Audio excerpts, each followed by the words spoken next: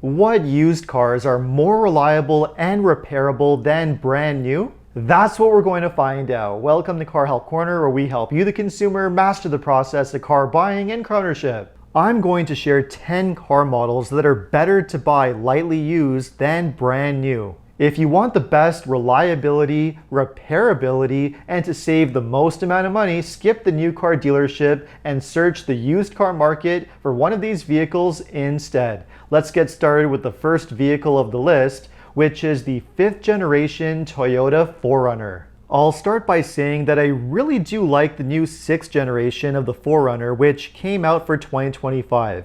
I think Toyota did a lot of things right, improved it in many key areas, and for the most part, it is an excellent SUV. But with all of that said, the previous generation 4Runner still has the edge for one main reason, and that is its drivetrain. The 5th generation 4Runner came with a naturally aspirated 4-liter V6 engine and a 5-speed automatic transmission that is, safe to say, the most reliable drivetrain that you can get in a modern vehicle. It is absolutely bulletproof, near fault-proof, and built to last an eternity.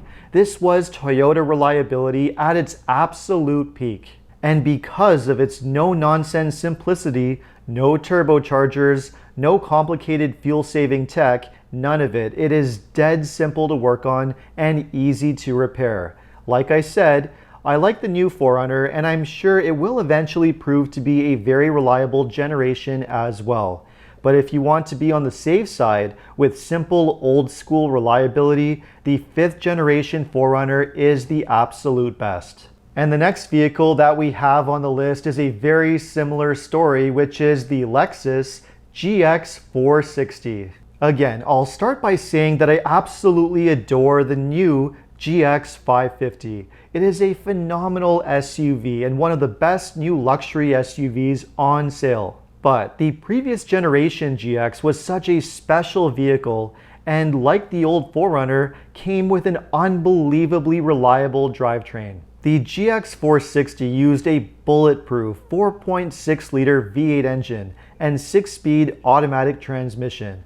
Although not as powerful as the drivetrain that's in the new GX and a major gas guzzler, this drivetrain was insanely overbuilt, easily made to handle 500,000 miles with ease. It is also very simple and easy to work on. Safe to say, no other luxury SUV has the longevity of the GX 460, which makes it an incredibly desirable vehicle for buyers of all types, including off-roaders looking for a rock-solid, overlanding SUV that can handle insane abuse. The new ones are just not made with that kind of simplicity anymore. And next up on the list, we have a pair of large SUVs that are mechanically identical, which are the Nissan Armada and the Infiniti QX80. Now, I'll start again by saying that I really do like the designs of the new models, but as nice as they are, they have gotten far too expensive for what you get,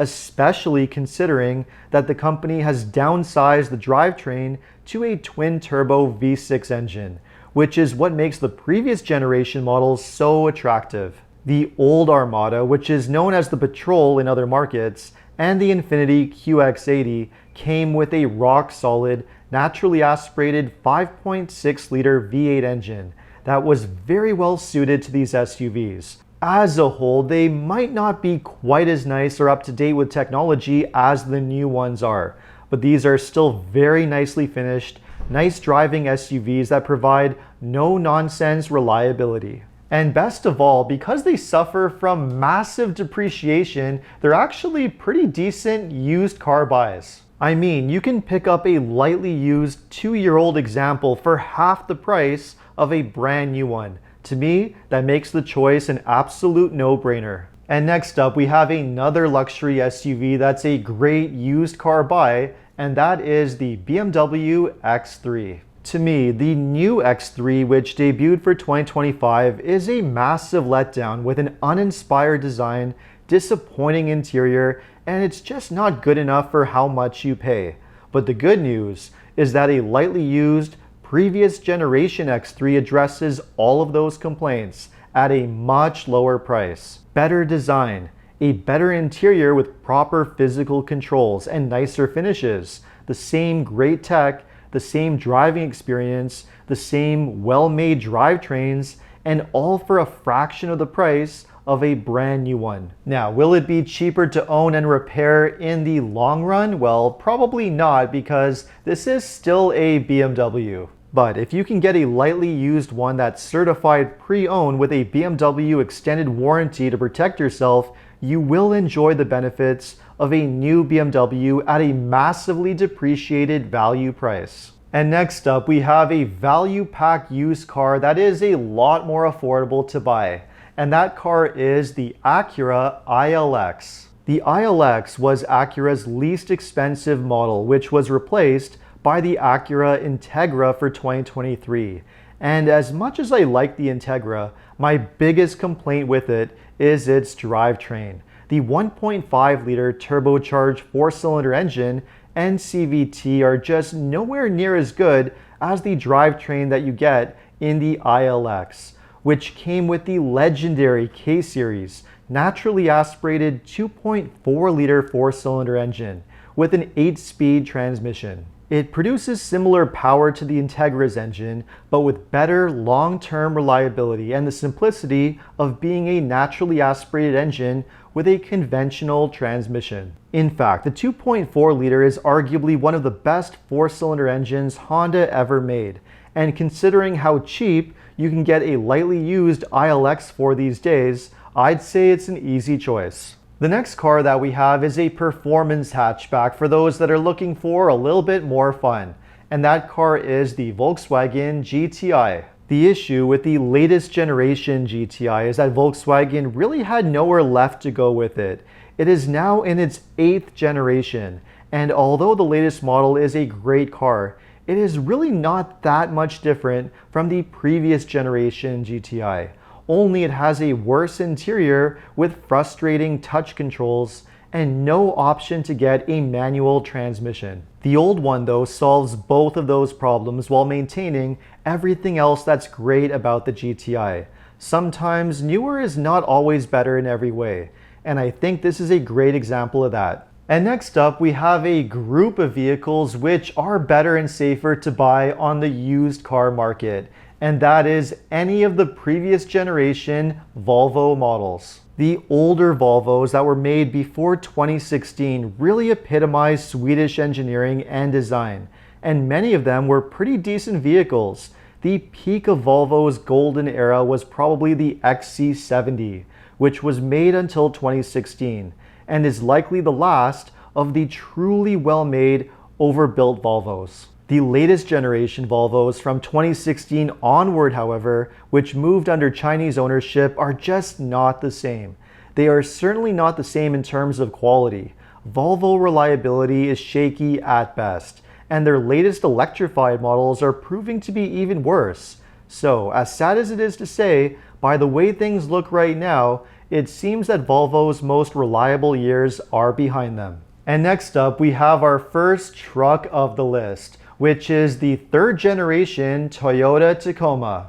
If you want an ultra reliable, no-nonsense truck, this is it. This is the last Tacoma made with a V6 engine, a naturally aspirated 3.5 liter that's incredibly reliable.